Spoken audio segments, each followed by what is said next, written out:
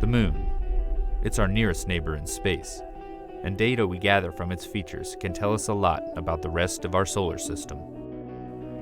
And through the eyes of the LRO spacecraft, we can explore the lunar surface in all new ways, in fascinating detail. Our tour begins on the western border, where the near side of the Moon meets the far side. The enormous feature is a lunar crater, and it's known as the Oriental Basin. Here, LRO's terrain map combines with surface gravity measurements from the Grail mission. This data reveals structure in the lunar crust beneath the surface, giving us a window into the geologic features of the Moon's interior.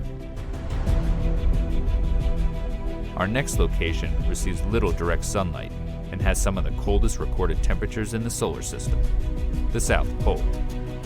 The highlighted spots signify potential water ice based on temperature readings from LRO's Diviner instrument and reflectance from its laser altimeter LOLA. LOLA also allows us to peer into the darkness of Shackleton Crater by bringing us this digital elevation model.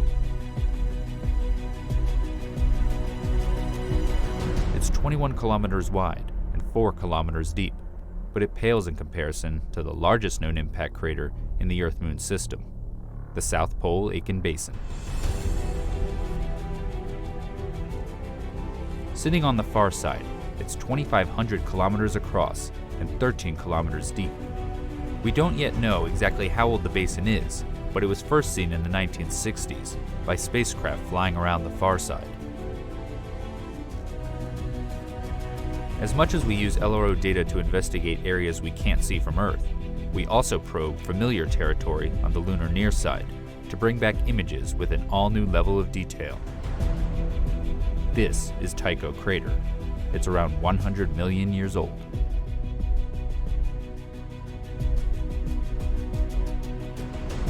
Here, the Lunar Reconnaissance Orbiter camera captures the central peak with a 100-meter wide boulder at the summit, the origins of which are still a mystery. Continuing across the Moon's near side, we will arrive in an area ripe for future exploration due to the diversity of impact and volcanic materials. It features a prominent crater so bright it's not only visible through telescopes, but also to the naked eye. Welcome to the Aristarchus Plateau.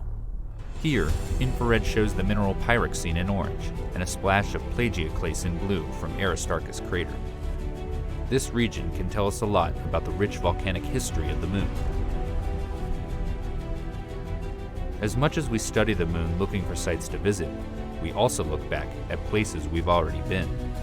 This is because the new data that LRO is gathering helps us reinterpret the geology of familiar places, giving scientists a better understanding of the sequence of events in early lunar history. Here, we descend to the Apollo 17 landing site in the Taurus Littrow Valley, which is deeper than the Grand Canyon.